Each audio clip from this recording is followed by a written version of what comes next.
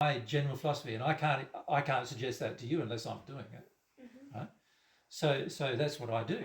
But I do that whether you want me to or not, and whether you like me doing it or not, and whether you help me or not, or whether you pay me or not. You know, and this is the trouble for most people in society, is we only do things when we're paid, or when we're glorified, or you're given attention or approval or some kind of acceptance. That's the only time we do it. Yeah. But from God's perspective, that's like we never did it. Mm-hmm. Right? So when we go into the spirit world, we say, I did all these things. And there's a scripture in the Bible that says, did I not prophesy in your name? Did I not do all these works in your name? Did I not? Do you want me to read it? I think I can remember what it is. I'll grab it.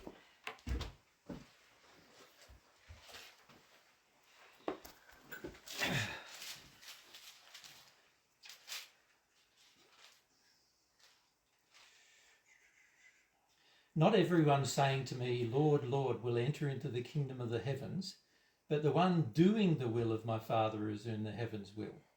Many will say to me in that day, Lord, Lord, did we not prophesy in your name and expel demons in your name and perform many powerful works in your name? And yet I will confess to them, I never knew you. Get away from me, you workers of lawlessness. Right? So that's an actual thing I said in the first century. And the reason why I said it is that the majority of us think that if we do some things without feeling them, then it means that it has value. And as I was trying to get across to the people who were listening to that, I was trying to get across that unless you do them with your heart, they have no value. Right? Unless you come here or go anywhere to do some environmental work because you are driven to do it, what you've done has no value from God's perspective. Right? It's only when it's in your heart that it has value.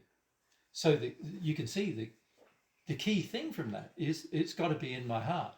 Right? A bit further later in the similar talk that I was having to people, I said another thing. I don't know if I can remember exactly where it is in the Bible, of course, now, but now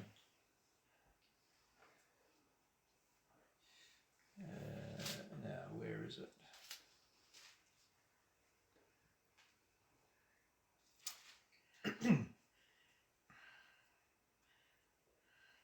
I can't remember where it was.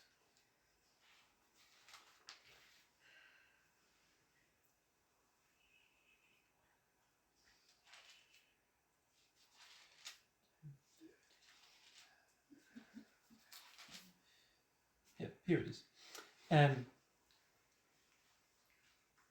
This is why I speak to them in illustrations, because looking, they look in vain, and hearing, they hear in vain.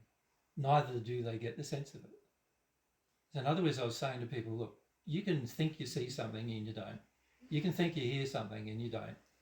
Because if you don't have the sense of it in your heart, you don't know it. Whether you think you can see it or hear it, you don't know it.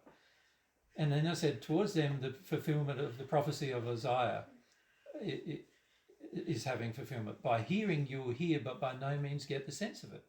And by looking, you will look, but by no means see. For the heart of this people has grown unreceptive.